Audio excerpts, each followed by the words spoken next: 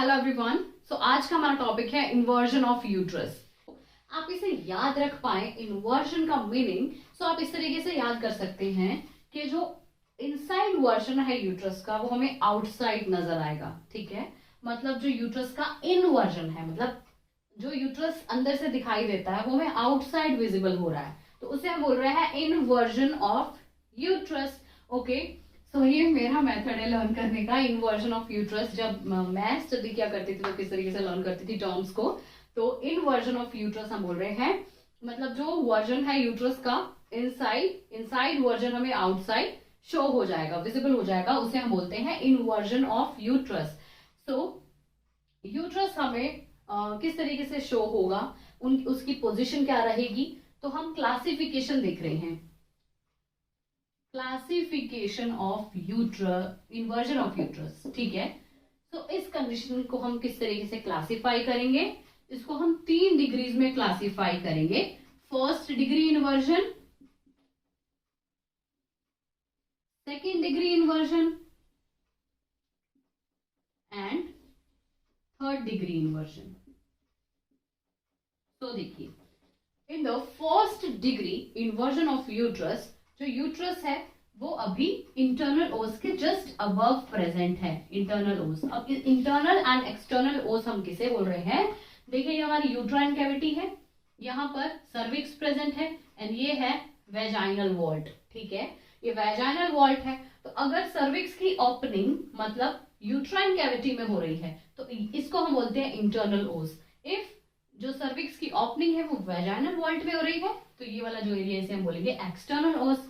तो अभी जो डिम्पलिंग ऑफ यूट्रस है, मतलब अभी जो यूट्रस इन्वर्टेड हुआ है, उसकी वो जो प्रेजेंट है इन्वर्टेड होने के बाद वो कहां पर प्रेजेंट है, जस्ट अबव द इंटरनल ओस, यहीं पर प्रेजेंट है, इन्वर्टेड हो चुका है, तो उसको हम काउंट करते हैं फर्स्ट डिग्री इन्वर्जन में। ठीक है, अब सेकेंड डिग्री में क्या होगा, अब यूट्रस इन्वर्टेड होने के बाद यूट्रस का इन्वर्जन हो गया है।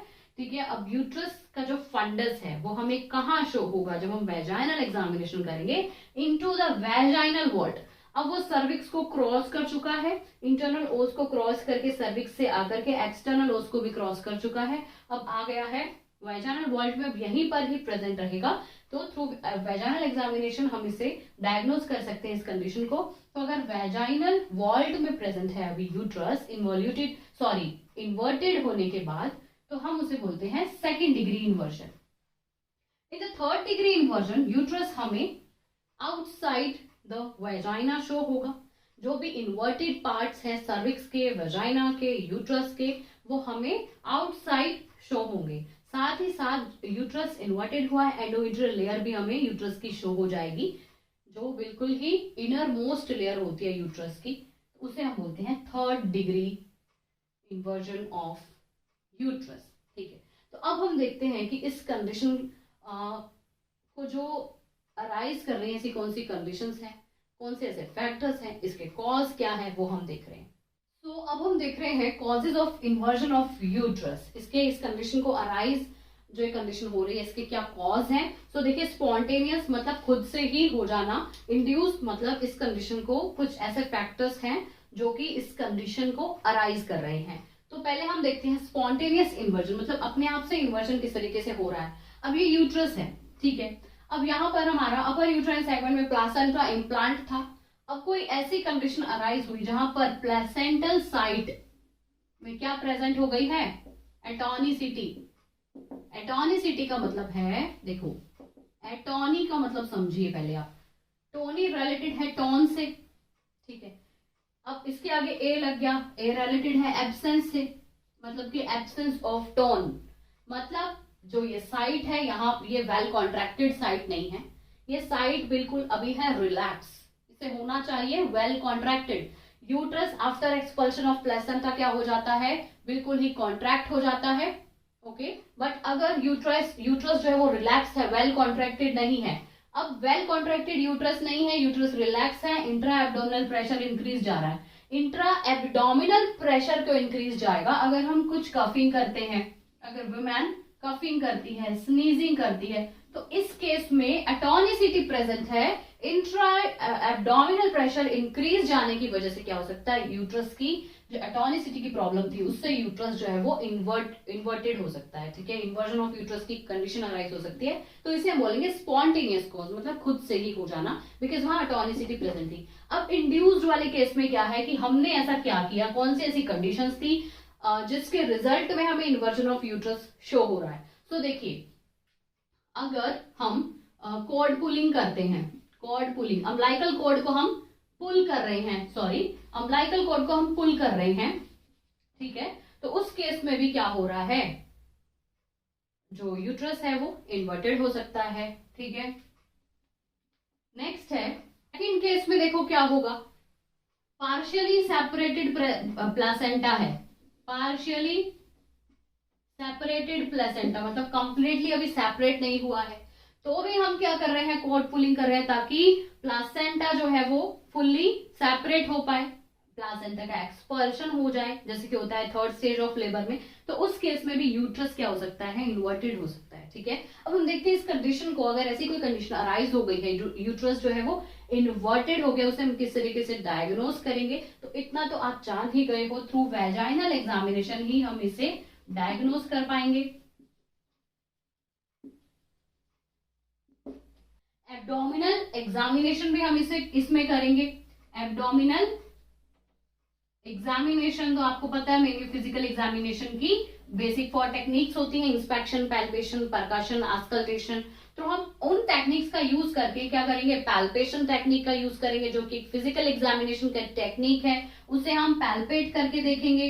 पैल्पेट करने पे हमें फील होगा, जो फंडस है वो हमें पैल्पेबल नहीं होगा, जो भी यूट्रस का जो फंडस होता है वो हमें पैल्पेबल नहीं होगा, तो हम ये जान सकते हैं इसको कंडक्ट करा के एब्डोमिनल एग्जामिनेशन को कि यूट्रस जो है वो इन्वर्टेड हो गया है, ठीक है। वेजाइनल एग्जामिनेशन भी हम कर लेंगे। अब इसमें एक ऐसा एक डेंजर है जो अराइज हो सकता है, डेंजर, विमेन को शॉक की कंडीशन अराइज हो सकती है। शॉक कैसे होगा, देखिए, यूट्राइन कैविटी है, ओके, अब यूट्रस क्या जा रहा है ना, हमारा यूट्रस इन्वर्टेड हो रहा है, यूट्रस हमारा इन्वर्टेड हो रहा है। अब जैसे यूट्रस ही डाउनवर्ड डायरेक्शन में आ रहा है, डिसेंड डाउन हो रहा है हमारा यूट्रस, इन्वर्टेड हो रहा है, तो क्या है, ओवरीज पे भी प्रेशर पड़ेगा, बिकॉज ओवरीज भी कहाँ कनेक्ट होती हैं, यूट्रस के साथ में हमारी फ्लोपियन ट्यूब्स होती है, यहाँ पर ओवरीज प्रेजेंट होती हैं। अब जैसे अगर यूट्रस ही डाउनवर्ड डायरेक्शन में जाएगा तो दोनों ओवरीज क्या हो रही हैं, ड्रैग्ड हो रही हैं, दोनों ओवरीज हमारी ड्रैग्ड हो रही हैं, तो दोनों ओवरीज भी हमारी ड्रैग्ड हो रही हैं, ठीक है ना।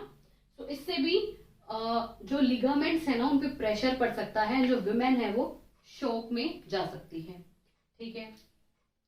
हेमरेज यहाँ पर क्रिएट हो सकती है, बिकॉज लेसरेशंस प्रेजेंट हो सकती हैं, यूट्रस के इन्वर्टेड होने से कुछ लेसरेशंस हो जाएंगी, जिससे हेमरेज हो जाएगी, पेशेंट जो है वो शॉक में जा सकता है। अब देखते हैं इसको हम कंडीशन को किस तरीके से मैनेज करेंगे, अगर पेशेंट शॉक में है उसे किस तरीके से मैनेज करेंगे, एंड अगर ये जो डेंजर है, मतलब शॉक अराइज नहीं हुआ है, तो उस कंडीशन को हम किस तरीके से मैनेज करेंगे। अगर शॉक की कंडीशन अभी डेवलप नहीं हुई है, शॉक अभी अराइज नहीं हुआ है, उस केस में हम किस तरीके से इस कंडीशन को मैनेज करेंगे वो आप देख लीजिए। Push the fundus with the palm of the hand along the direction of vagina, मतलब along the direction of posterior fornix, ठीक है, जहां पोस्टीरियर फॉर्निक्स प्रेजेंट होता है उस डायरेक्शन में हमें अपने पाम की हेल्प से क्या करना है, यूट्रस को रिप्लेस करना है, मतलब अपनी पोजीशन पर रखने की कोशिश करनी है, ठीक है। नेक्स्ट है आफ्टर रिप्लेसमेंट, जब हम रिप्लेस कर चुके हैं तब तक हमें जो अपना हैंड है वो हमें इनसाइड ही रखना है, यूट्रस के अंदर ही रखना है, जब तक यूट्रस कॉन्ट्रैक्ट नहीं हो जाता। अब कॉन्ट्रैक्ट कराने के लिए हम पैरेंट्रल ऑक्सीटॉक्सिक ड्रग्स प्रोवाइड करेंगे, पैरेंट्रली मीन्स इंट्रावीनसली हम ऑक्सीटॉक्सिक ड्रग्स प्रोवाइड कर रहे हैं। ऑक्सीटॉक्सिक ड्रग्स क्या होते हैं ना, यूट्राइन कॉन्ट्रैक्शंस को, ठीक है, इंक्रीज कर देते हैं। अब कॉन्ट्रैक्शंस अगर इंक्रीज होंगी तभी तो वेल कॉन्ट्रैक्टेड होगा हमारा यूट्रस, तो दैट्स व्हाई हम ऑक्सीटॉक्सिक ड्रग्स प्रोवाइड करा देंगे, ठीक है, ओके। अब देखिए, अब शॉक अगर अराइज हो गया है तो उसे हम किस तरीके से मैनेज करेंगे। अब देखिए मैनेजमेंट आफ्टर शॉक देविला, अगर शॉक की कंडीशन अराइज हो गई है तब उस केस में हमें क्या करना है। देखिए मॉर्फिन ड्रग प्रोवाइड कराना है 15 mg इंट्रामस्क्यूलरली मॉर्फिन हम प्रोवाइड करा रहे हैं। डेक्सट्रोज सलाइन ड्रिप हमें प्रोवाइड करानी है, साथ ही साथ हमें ब्लड ट्रांसफ्यूजन भी प्रोवाइड कराना है। ब्लड ट्रांसफ्यूजन देंगे, मॉर्फिन देनी है इंट्रामस्क्यूलरली, डेक्स्ट्रोसलाइन ड्रिप्स हमें स्टार्ट कर देनी है। ठीक है, डेक्स्ट्रोसलाइन ड्रिप हमें स्टार्ट कर देनी है। बेड के फुट एंड को हमें रेज कर देना है। अब बेड के फुट एंड रेज कर देंगे, ठीक है, उससे क्या होगा, यूट्रस को जब हम रिप्लेस कर रहे हैं into the vagina means posterior fornix में, ताकि वो अपनी पोजीशन पर ही रहे, यूट्रस वापस से इन्वर्टेड ना हो, दैट्स वाई हम बेड के फुट एंड को रेज कर देंगे। ठीक है, मतलब थोड़ा सा एलिवेट कर देंगे, जहां पर विमेन के फुट है वहां से बेड को एलिवेट कर देना है। अब देखिए यूट्रस जो है वापस से इन्वर्टेड ना हो पाए तो हम वेजाइना में क्या करेंगे ना, गोल्स की पैकिंग कर देंगे। वेजाइनल गोल्स पैकिंग हमें कर देनी है, वेजाइना में गोल्स की पैकिंग कर देंगे ताकि यूट्रस वापस से इन्वर्टेड ना हो पाए। अब ये ड्रग्स भी साथ साथ चलाएंगे, मॉर्फिन डेक्स्ट्रोसलाइन ड्रिप स्टार्ट कर रहे हैं, ब्लड ट्रांसफ्यूजन दे रहे हैं शॉक के केस में।